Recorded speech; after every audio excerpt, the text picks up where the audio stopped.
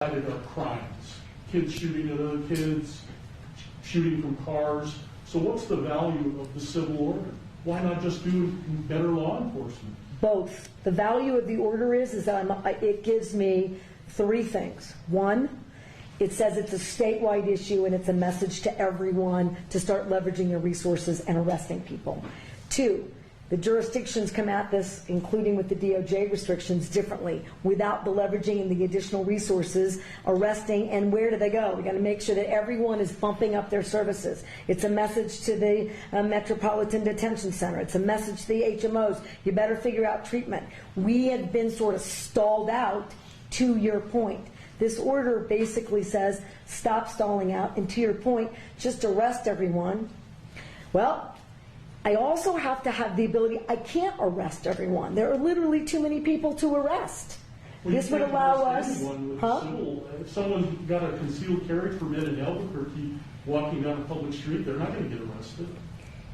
I can make the point that maybe they should be. And this is the point. I'm willing to do anything and everything within a shred of evidence-based effort. Because if you're not horrified that on any street corner in too many cities in New Mexico, there is someone with a gun sticking out of their waist or their belt. And I'll tell you, if you're a young person, you're not allowed to have a handgun. Well, it's a crime already. I got it, but we won't be able to arrest all of them. So imagine, just in a perfect world, if this was upheld, it gives all of these police officers the ability to focus on the real criminals. Last follow-up. Yeah. But your point is valid. You took an oath to the Constitution. Isn't it unconstitutional to say you cannot exercise your carry license?